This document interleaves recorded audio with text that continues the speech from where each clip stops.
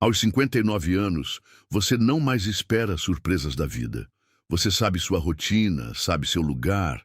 Pelo menos foi isso que eu acreditei. Até o dia que meus próprios filhos me mandaram embora da empresa que eu criei. 3 décadas construindo um negócio, uma vida inteira criando responsabilidades e, de repente, liberdade. Ou seria abandono. Fui para a estrada, sozinho, uma Enfield 500 e o tempo que me sobrou. Pensei que estava fugindo, mas quando uma ligação mudou tudo, entendi que às vezes, só indo longe você consegue voltar para o lugar certo. Esta é a história de um homem que aos 60 descobriu: recomeçar não tem idade. E o encontro mais importante é com quem ficou para trás. R$ 40. Era isso que me ofereciam pelo trabalho de uma vida inteira. Eu estava parado na porta daquele prédio, olhando o cheque na minha mão trêmula. A metalúrgica Santos e Filhos, minha empresa, ou pelo menos tinha sido, estava ali atrás de mim pela última vez. R$ 40. O valor que tinham destinado para meu almoço quando fui demitido aos 59 anos pelos próprios filhos. Pai, você precisa entender. Os tempos mudaram. As palavras do Marcos ainda ecoavam na minha cabeça. Marcos, 36 anos, MBA na FGV e aqueles modernismos todos. A empresa precisa de liderança jovem. Você vai ver, é para o seu bem, para o meu bem. Como? Se eles soubessem o que era bom para mim. 30 anos. 30 anos construindo aquele negócio. Comecei no chão de fábrica com as mãos sujas de graxa e a testa pingando suor debaixo das antigas telhas de amianto. Depois veio o primeiro contrato. Grande, as segundas-feiras sem fim, as noites dormindo no escritório.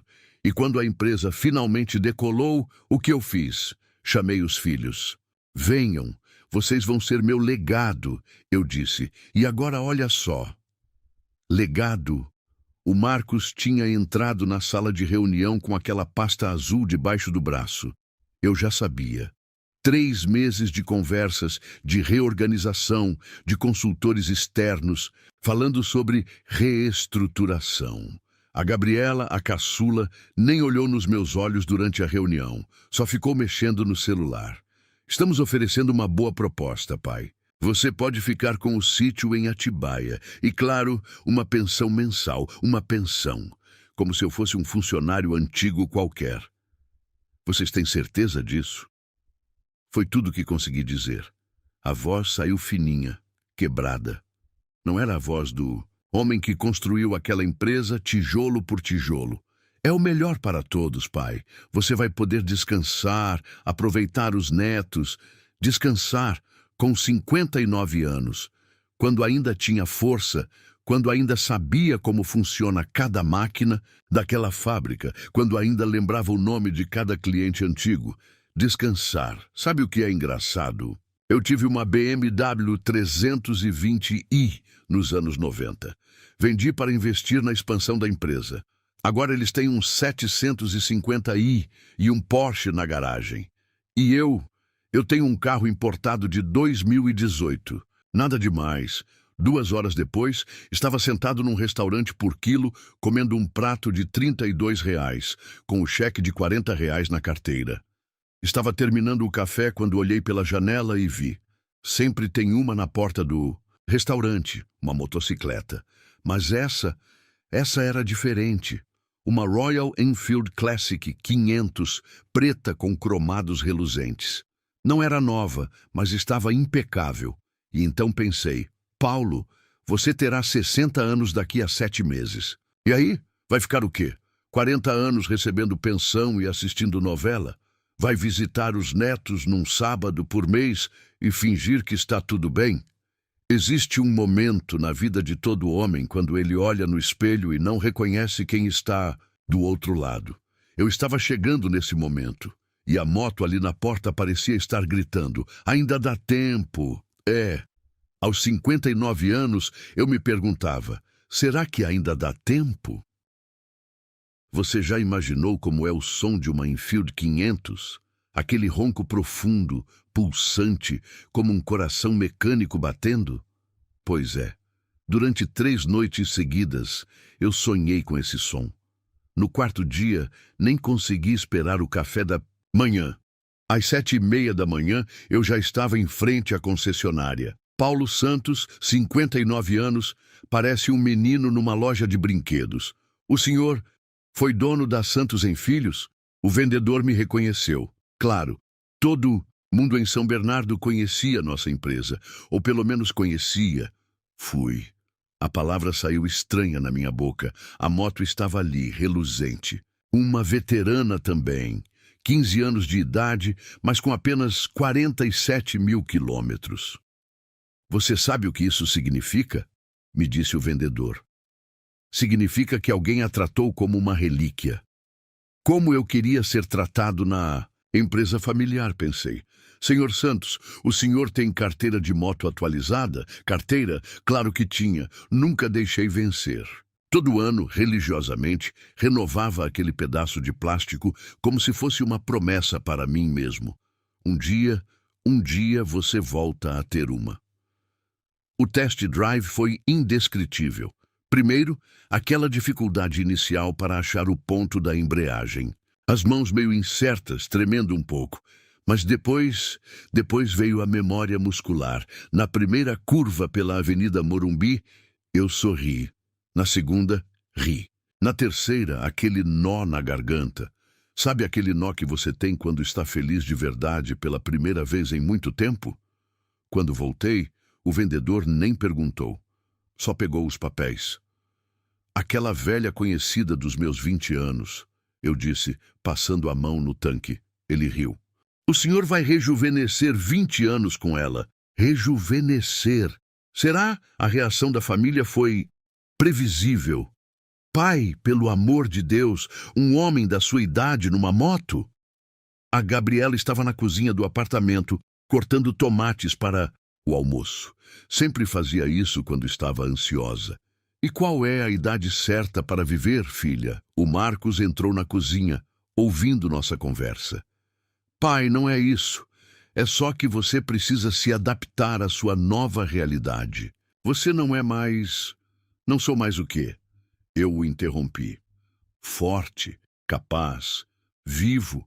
O silêncio que se seguiu poderia cortar vidro.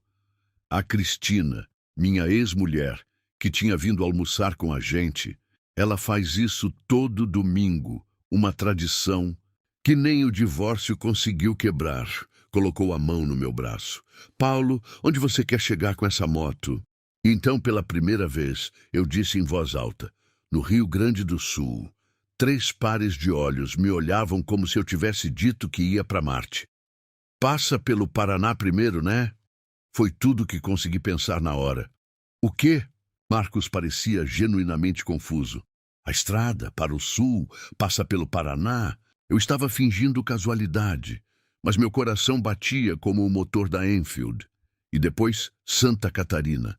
Dizem que as praias de lá são lindas nesta época do ano.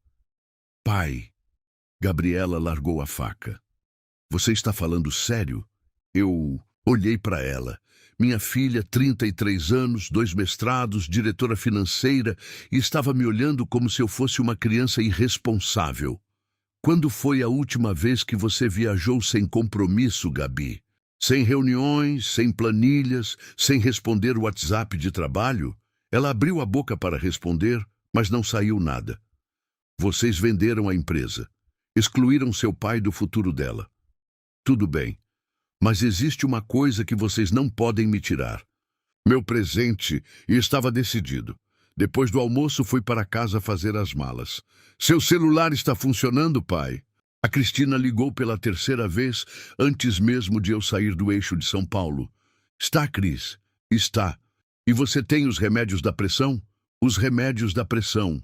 Como se minha pressão sempre houvesse sido alta, como se não tivesse aparecido só nos últimos 5 anos. Coincidentemente, quando as discussões com os filhos sobre o futuro da empresa começaram. Tenho. E vai postar foto no Instagram para a gente saber que está bem? Instagram. Eu nem sabia direito como funcionava, mas prometi que tentaria. Era meio-dia, quando finalmente peguei a Regis Bittencourt. O sol batia quente no capacete, o asfalto se esticava à frente como uma linha escura, cortando o verde da serra.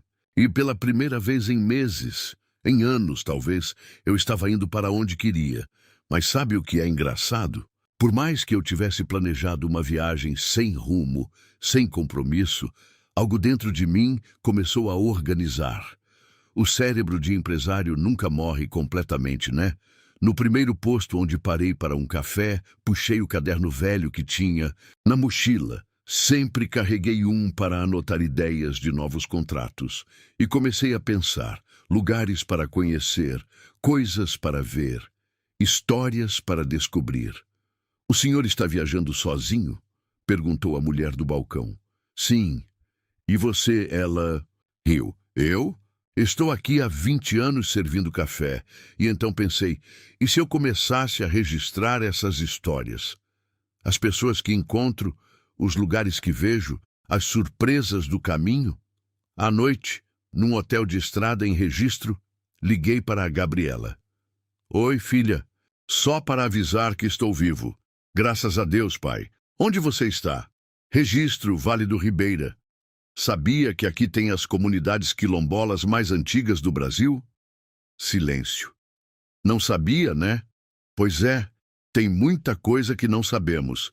Naquela noite, sentado na cama do hotel, fiz minha primeira postagem no Instagram.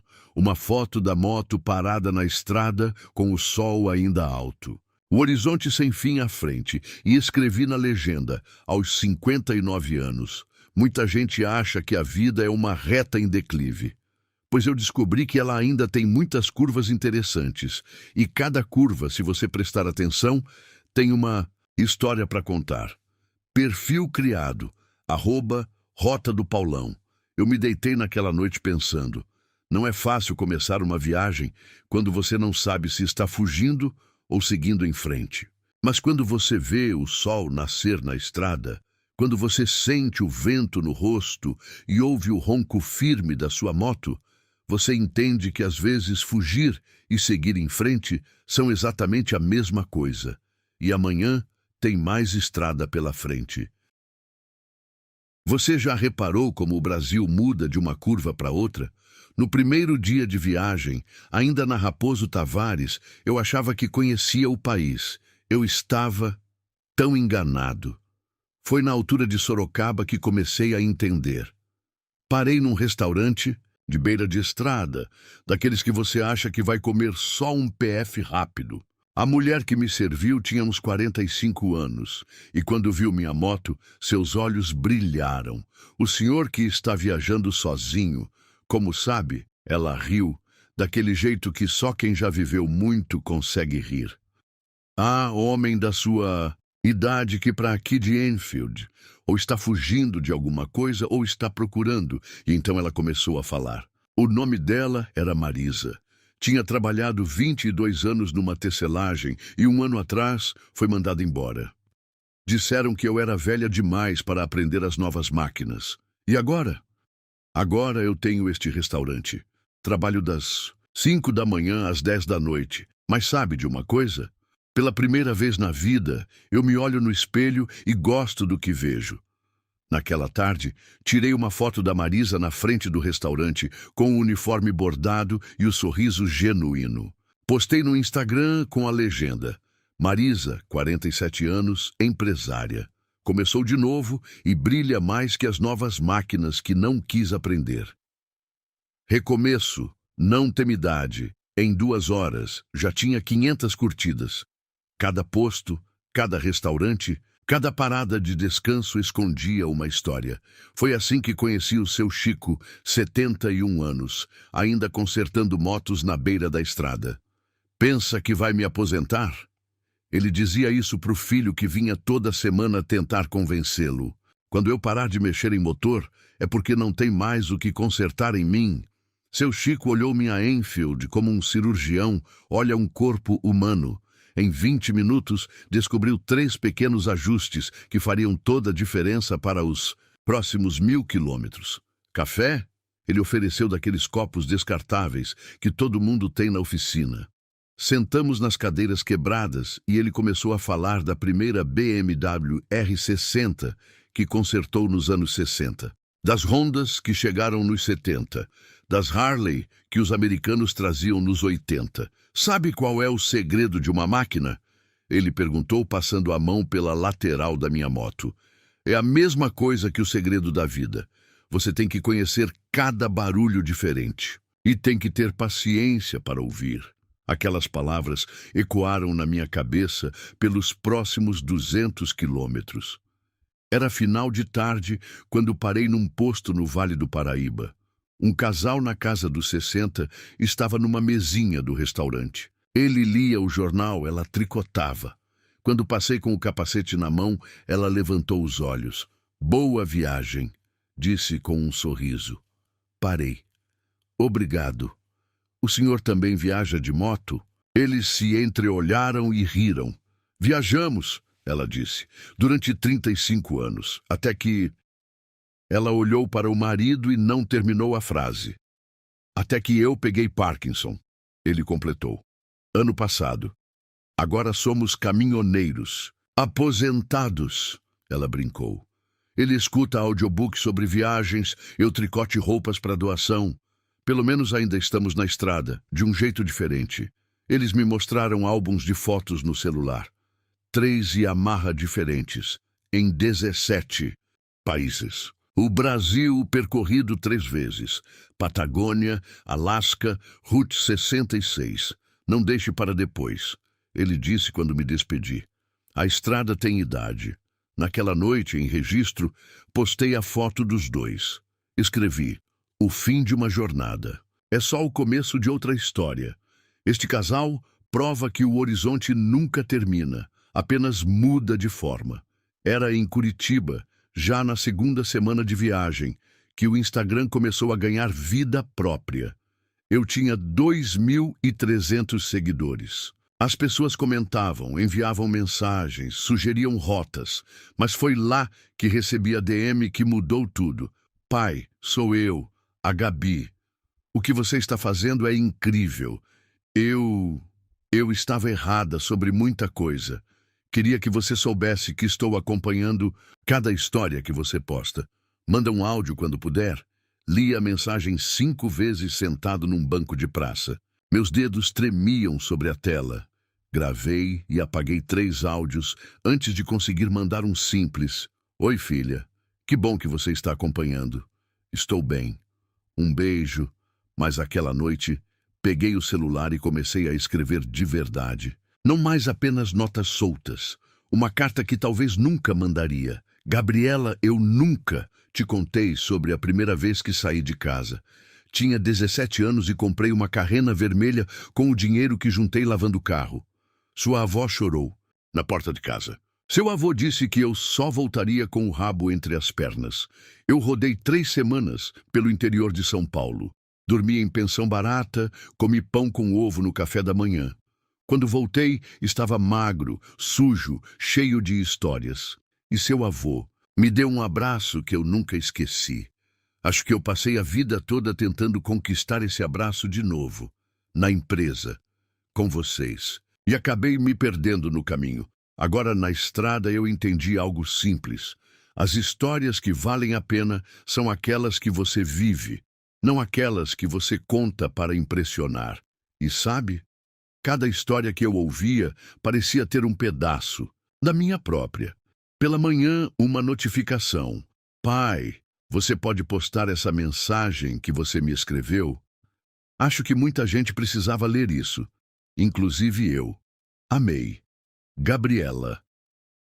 E foi assim que comecei a dividir não só as histórias dos outros, mas também as minhas. O perfil que tinha começado como um registro de viagem virou outra coisa.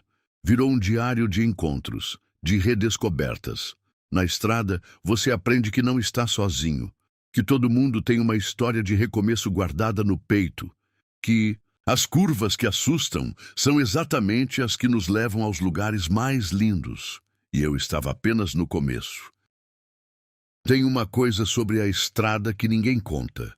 Depois de algumas semanas, você entra num ritmo. É como uma segunda natureza.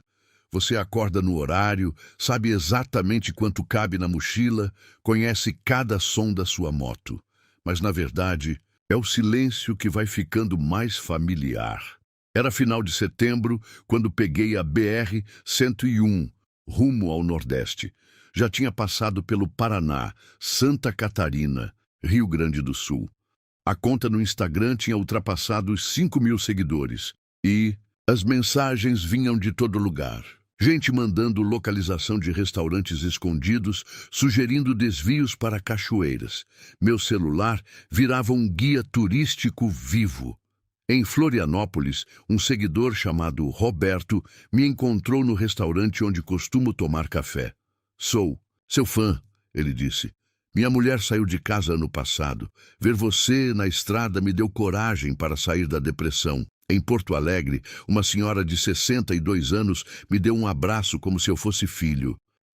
Meu marido morreu faz 3 meses", ela disse. "Seu perfil me faz pensar que ainda tem vida depois do luto." As histórias começavam a me perseguir. Ou eu é que corria atrás delas. Mas Salvador era diferente. Era uma tarde, de terça-feira.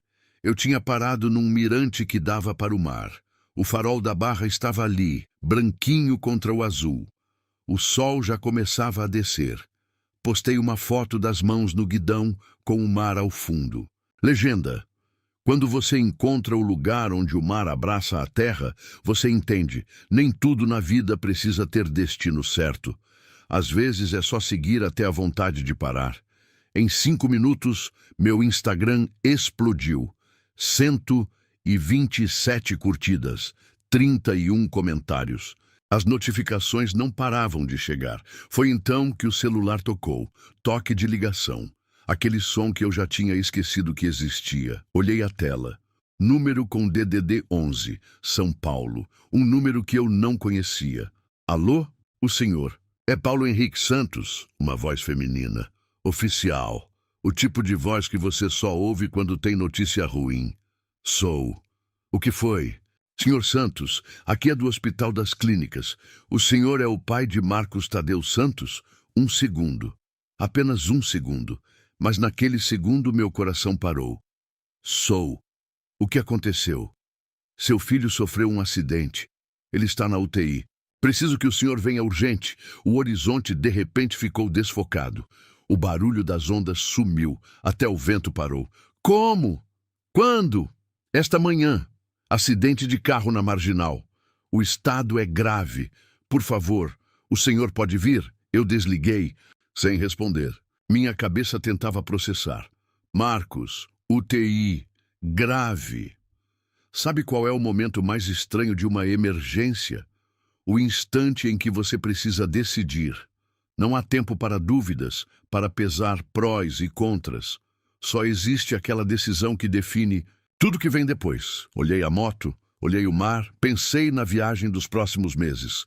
Em João Pessoa, Recife, Fortaleza, nos planos, nos seguidores, nas histórias que ainda não conheci. E então, aconteceu algo que mudou tudo. Eu não pensei no Marcos como meu sócio. Não pensei no conflito, na empresa roubada, nas palavras duras. Pensei no menino de 7 anos que caiu da bicicleta e veio chorando pro abraço. Pensei na época em que ele pintava bigode com canetinha para parecer comigo. Pensei no filho. E o resto sumiu. 10 minutos depois, eu estava pagando a conta do hotel. 20 minutos depois, enchia o tanque pela última vez, como um homem livre na estrada. Senhor, não vai fechar a conta do Instagram? O frentista tinha visto meus posts Instagram. 5.000 pessoas esperando notícias de uma viagem que acabou de terminar. Vou, mas não da forma que planejava, e saí rodando como um louco. Salvador ficando pequena no retrovisor. As curvas, que eu percorrera com calma agora, passavam borradas. A estrada de volta tem outro sabor. Não é curiosidade, não é descoberta, é urgência, é medo, é todas as conversas que você deveria ter tido e não teve. Na primeira parada para combustível, gravei um vídeo. As palavras saíam atropeladas. Gente, eu precisei interromper a viagem. Emergência familiar, meu filho. Houve um acidente. Desculpem pelo corte abrupto, mas família é família. A estrada ensina isso também. Tem horas que você tem que redefinir o destino. As mensagens começaram a chover. Solidariedade de todo o país. Gente que eu nem conhecia torcendo pelo Marcos. Vai que dá tudo certo, Paulão. Força, velho. Filho é filho. Estamos orando aqui. Brasil é um país estranho. A gente reclama de tudo, mas na hora do sufoco aparece uma corrente de afeto que te surpreende. Rodei 18 horas seguidas. Parei só para abastecer e tomar café. Quando vi a placa São Paulo, 100 quilômetros, comecei a tremer. Quando cheguei no hospital, a Enfield estava coberta de terra, o capacete empoeirado, eu com 5 dias de barba. A Cristina estava na sala de espera. Quando me viu, ela começou a chorar. Paulo, graças a Deus você veio, e ali, naquele hospital, em meio ao cheiro de álcool e desinfetante, eu entendi. Será que eu realmente tinha ido tão longe dos meus próprios filhos? O médico chegou. Senhor Santos, seu filho está em coma induzido, mas vai ficar bem. Graças a Deus chegou o Senhor. Como se com o pai lá, o destino mudasse. Como se a presença fosse um talismã. Será mesmo que importa sua presença? Ou a vida só segue seu curso? Naquela tarde, pela primeira vez em 58 anos, eu não sabia a resposta. A viagem havia terminado. Mas uma história muito mais difícil estava apenas começando. Tem um cheiro nos hospitais que nenhum café da manhã consegue disfarçar. É uma mistura de produto de limpeza, remédio e ansiedade. E quando você passa 3 dias ali dentro, esse cheiro entra na sua pele. O Marcos estava numa sala do fundo do corredor, conectado a tubos, fios, monitores que bipavam sem parar. Seu corpo imóvel, mas os monitores mostravam que a vida ainda resistia lá dentro. Pai, eu me virei. A Gabriela estava na porta do quarto. Cabelos presos, olheira escura, um copo descartável de café na mão. Oi, filha. Você veio. Não era pergunta, nem alívio. Era surpresa. Claro que eu vim, ficamos ali, um olhando para o outro. 3 anos de silêncios que nenhuma palavra conseguia quebrar. Sabe, ela disse finalmente, quando recebi a ligação do hospital ontem, a primeira coisa que pensei foi, como vamos avisar o pai? Mas de repente, você apareceu aqui. Como você soube? Instagram. Como? Uma enfermeira da UTI segue meu perfil. Quando viu o acidente do Marcos na TV, ela ligou. Gabriela riu de um jeito estranho. Oh, meu pai famoso. Quem diria, a noite no hospital é comprida de um jeito diferente. Não é só o tempo que não passa, é você mesmo que fica suspenso, entre o medo e a esperança. Eu estava na cadeira azul, ao lado do Marcos, quando ouvi passos no corredor. O jeito de pisar eu reconheceria em qualquer lugar. A Cristina entrou devagar. Pôs a mão na testa do Marcos, depois olhou para mim. Você não dormiu nada, nem você. Ela puxou uma cadeira, sentamos lado a lado, olhando para o filho que criamos, que brigamos para educar, que disputamos depois da separação. Lembra, quando ele fez aquela travessura na escola? Ela perguntou. Colocou cola no cabelo da professora? E ligaram avisando que iam expulsar. Você chegou lá e conversou 2 horas com o diretor. 3 horas. Nós rimos baixinho. Memórias que doem menos quando divididas. Paulo, ela disse depois de um silêncio. Você chegou a tempo. Sabe disso? A tempo do quê? A tempo de ser pai. Eu ia responder alguma coisa, mas as palavras morreram na garganta. Na 5ª manhã, o médico entrou com cara diferente. Aquela cara que você aprende a ler em hospitais. Boa notícia. Chegando, o Marcos está respondendo. Vamos começar a reduzir a sedação. Gabriela apertou minha mão. Não lembrava a última vez que ela tinha feito isso. 3 horas depois, os dedos do Marcos mexeram. Depois a cabeça girou levemente. Marcos, O médico se aproximou. Você consegue me ouvir? Um murmúrio, depois outro. Pai, era a voz dele. Fraca, mas dele. Estou aqui, filho. Os olhos dele se abriram um fio. Procuraram pelo quarto até me achar. Pai, você está aqui.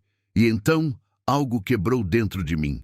5 dias de contenção, de ser forte, de fingir que sabia o que fazer. Eu me curvei sobre a cama e segurei o rosto dele na minha mão. Estou, filho, estou. A recuperação é um processo estranho. Não acontece de uma vez. São pequenas vitórias misturadas com recaídas. No 6º dia, o Marcos já conseguia sentar na cama. Estava olhando pela janela quando notou algo. Pai, é sua Enfield ali no estacionamento? É. Você veio dirigindo de onde? Salvador. Silêncio. Ele processando a distância. Cancelou sua viagem por minha causa? Não cancelei. Nada. Só mudei a rota. Naquele momento, meu celular vibrou com uma notificação do Instagram. Eram centenas delas, na verdade. Eu tinha postado uma foto da janela do hospital naquela manhã com a legenda: às vezes a estrada nos leva para onde precisamos, não para onde queremos. Meu filho está melhorando. Obrigado a todos pelas orações. Marcos olhou para o celular. Quantos seguidores você tem agora? 12.000 e crescendo. 12.000. Ele sorriu pela primeira vez. Você virou influencer. Eu virei pai de novo. A frase ficou no ar entre nós. Peso e alívio ao mesmo tempo. Foi num sábado que o diálogo real aconteceu. O hospital já tinha virado nossa segunda casa. Marcos estava numa cadeira de rodas no jardim, sol batendo no rosto pálido. Pai, eu preciso falar uma coisa, diz. Sobre a empresa, não precisamos falar sobre isso agora. Não, pai, preciso. Ele olhou para as próprias mãos. Você estava certo sobre muita coisa, principalmente sobre preservar o DNA da empresa. A gente quis modernizar tão rápido que esqueceu porque a Santos e Filhos funcionava. Eu deixei ele continuar. Em 6 meses, perdemos 3 contratos antigos, clientes que nos conheciam há 20 anos. E sabe por quê? Porque mudamos a política. De pagamento, o prazo de entrega até a qualidade do material. E agora? Agora eu queria que você voltasse. Quase um murro no estômago. Como sócio, como pai, como mentor, como o cara que conhece cada parafuso daquele lugar. Será que eu queria voltar? A pergunta ecoou na minha cabeça. Depois de provar a liberdade da estrada, de conhecer histórias reais além daquelas paredes da fábrica, filho, eu disse, finalmente, você cresceu. A empresa é sua agora. Mas que tal um acordo? Você me chama quando precisar de conselho, e eu prometo ser honesto, não apenas diplomático. Ele riu. Combinado. 2 semanas depois, o Marcos recebeu alta. No dia seguinte, fiz minha primeira visita à fábrica, a mesma entrada, o mesmo portão. Mas quando entrei, a recepção estava diferente. Tinha uma TV ligada, mostrando meu Instagram. Boa tarde, seu Paulo. A recepcionista nova, devia ter uns 25 anos, me cumprimentou como se eu fosse uma celebridade. Estamos todos acompanhando sua viagem. Na sala de reunião, encontrei Gabriela e Marcos. Ela tinha preparado um PowerPoint. Sim, PowerPoint. Pai, queremos propor uma parceria. Que tipo de parceria? Você continua sua viagem, documenta histórias de trabalhadores pelo Brasil, artesãos, mecânicos, microempresários, e nós usamos isso para uma campanha. Santos e Filhos, conectados com quem faz o Brasil. Eu olhei para os dois. Meus filhos, tão parecidos comigo e tão diferentes. Vocês querem que eu seja influenciador do negócio da família? Queremos que você seja a ponte, Marcos disse, entre a empresa e as histórias reais que você descobriu. Será que isso era possível? Ser livre e ligado ao mesmo tempo? Dou uma condição, eu disse. Qual? Quem quiser, Viajar comigo? Pode vir. Férias pagas, mas tem que aceitar o ronco da Enfield e café de estrada. Gabriela sorriu. Será que tem vaga para duas Enfields? E Marcos, ainda de muletas, mas com aquele brilho nos olhos que eu não via há anos. Assim que eu puder dirigir de novo, eu tô dentro. Naquela tarde, olhando para São Paulo pela janela da sala de reunião, entendi. Será que eu realmente tinha ido? Ou tão longe dos meus próprios filhos? Talvez não. Talvez só tivesse desenhado um círculo tão grande que deu para todos nós cabermos nele de novo. E a estrada? Bem, a estrada estava apenas esperando que entrássemos nela de novo. Juntos, desta vez. Um mês depois do acidente, fiz minha primeira viagem diferente. Gabriela na garupa. Pai, você já andou assim com mamãe? Já. Numa BMW 1985, branca com bancos marrons. E ela? Gritava nas curvas. Sua mãe nunca gritou. Ela segura em mim e fecha os olhos. Estávamos indo para Campos do Jordão para uma feira de negócios. Na mala lateral, catálogos novos. Na cabeça, propostas antigas com cara nova. E no Insta, 20 mil seguidores agora. A feira era chata do jeito que todas são. Stands idênticos, conversas previsíveis. Mas aos 60 anos, você descobre algo interessante. Quando você para de fingir interesse, as coisas ficam realmente interessantes. Pai, você está ignorando o CEO da Ferrotec. Acabei de postar uma foto de um artesão que faz ferramentas à mão em Embu das Artes. Em 1 hora, tivemos mais curtida que 3 meses de publicidade tradicional. A Gabi olhou o celular. Há 1.200 curtidas. E esse comentário aqui. O futuro da metalurgia começa na tradição. Viu só? O cliente de hoje quer conexão, não conexão fria de networking, mas a verdadeira viagem começou numa terça-feira de chuva. Pai, consigo andar? O Marcos dizia no hospital. Você tem uma perna engessada até o joelho e você tem uma Enfield com banco lateral. Não era loucura, era a conexão. Saímos de São Paulo às 6 horas. Destino, oficina do seu Chico no interior. O velho mecânico que ensina tudo sobre motores. A estrada estava vazia. A chuva tinha passado. O sol tímido aparecia. Marcos na garupa dizendo, sabe quando eu soube que tinha ferrado com a empresa? No dia que o João Mendes, você lembra dele, 25 anos de casa, pediu demissão. O João? Disse que não reconhecia mais o lugar, que a gente tinha virado qualquer multinacional. E agora? Agora eu quero que a empresa seja grande sem deixar de ser família. Talvez o acidente tenha quebrado algo mais que ossos. No primeiro posto, ele tentou descer sozinho. Filho, deixa eu ajudar. Pai, me deixa tentar. O ver lutando para não depender, para manter a dignidade mesmo com limitação.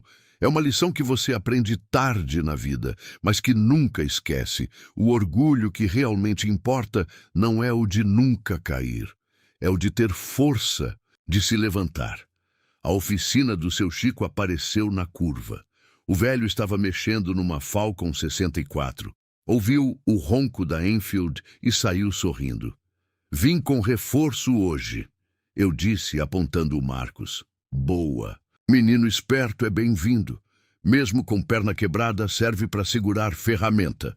As 3 horas seguintes foram especiais. O Marcos escutando o seu Chico explicar carburação, segurando ferramentas, perguntando tudo, sobre mecânica, sobre business, sobre vida. Seu Chico, o Marcos disse numa pausa para a água, como você ainda está firme aos 71, porque trabalho não envelhece quem ama o que faz, envelhece quem amargura. E se erramos, se amarguramos, conserta. Simples assim, né? De volta para casa, eu gritei pela primeira vez no acostamento antes de casa. Filho, tem algo que eu preciso dizer há anos. Eu errei com você. A chuva tinha voltado. Parei debaixo da marquise do posto. Errou onde? Na pressão, no controle, em achar que tinha que ser exatamente como eu quis. Você tinha permissão para ser você mesmo e eu não dei. O Marcos ficou quieto. Depois, E eu errei em achar que tinha que provar que era melhor, em mudar tudo só para mostrar diferença. Ali, debaixo da chuva, na beira da estrada, fizemos as pazes de verdade, sem palavras, só presença. 6 meses depois, inauguramos a nova ala da fábrica. Nome oficial: Oficina do Futuro. Mas os funcionários já chamavam de Espaço do Paulão. Era um misto de estúdio e oficina, onde mostramos o processo, postamos conteúdo, recebemos visitantes, 3 mecânicos antigos ensinando os jovens, 2 influenciadores documentando tudo. No dia da inauguração estava todo mundo, funcionários, clientes, seguidores do Insta. Até a Cristina veio, trazendo bolo de milho, minha preferida. Discurso, discurso, discurso. Tá bom, eu me ri. Mas vai ser rápido. Silêncio. Todos os rostos voltados. Marcos do meu lado direito, Gabriela do esquerdo. Nas últimas semanas do ano, muita gente achou que eu tinha sumido do ar, que tinha largado a estrada. Mas eis a verdade, não fui embora. Eu só redescobri o caminho de casa. Aos 59, eu aprendi que viajar não é sobre distância, é sobre disposição de se perder para se achar. E às vezes, o maior desafio não é sair, é voltar diferente. Olhei para meus filhos. Meu filho, minha filha, perdão demora às vezes, mas quando chega de verdade, muda tudo. É como consertar um motor velho. Você limpa as peças, substitui as gastas e, ele ronca de novo. Risadas pelo galpão. Santos e Filhos sempre foi sobre família. E família não é perfeita. Família é consertável. Aplauso. Lágrimas. Discretas, abraços verdadeiros. Aquela noite, sozinho no escritório, olhei pela janela. A Enfield brilhava no pátio. Instagram aberto no computador. Post final. A viagem terminou. A jornada continua. Aos 60 anos, descobri que recomeçar não é privilégio de jovem. É coragem de gente que ainda tem história para escrever. E sabe, a verdadeira viagem estava apenas começando. Porque família reconciliada não tem destino. Tem infinitos caminhos pela frente. Fim ao fundo, o som familiar. O motor de uma Enfield aquecendo. Mas agora eram 2 roncos. O Marcos recuperado, ajustando sua própria moto nova, uma Royal Enfield Bullet 500 azul. Pai, amanhã vamos para onde? Aonde quiser, filho. O Brasil é grande, a vida é maior ainda. E fomos, pai e filho, 2 motos, uma estrada sem fim. Olá, pessoal. Aqui é o Paulo, o motoqueiro de 60 anos que vocês acabaram de conhecer. Sabe, essa história que vocês ouviram não é apenas sobre um homem e sua moto. É sobre recomeços, sobre perceber que a vida não acaba aos 60. Na verdade, às vezes, é quando ela realmente começa a fazer sentido. Você se identificou de alguma forma com minha jornada? Talvez tenha sentido aquela mesma inquietação quando eu recebi aquele cheque de R$ 40 depois de 30 anos de trabalho, ou talvez tenha se emocionado quando reencontrei meus filhos no hospital. O Brasil está cheio de histórias como a minha, pessoas que depois dos 50 descobriram que ainda havia muita estrada pela frente. E sabe de uma coisa? Eu adoraria conhecer a sua história também. Se esse vídeo tocou você de alguma forma, por favor, deixe seu comentário abaixo. Compartilhe com aquela pessoa especial que talvez precise de um empurrãozinho para seu próprio recomeço. Inscreva-se no canal para acompanhar mais histórias de jornadas que começam quando muitos acham que já acabaram.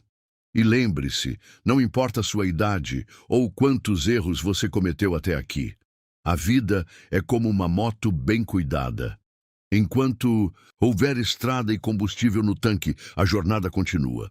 Nos vemos na próxima história. Fica o convite. Que tal pegar carona nessa viagem com a gente?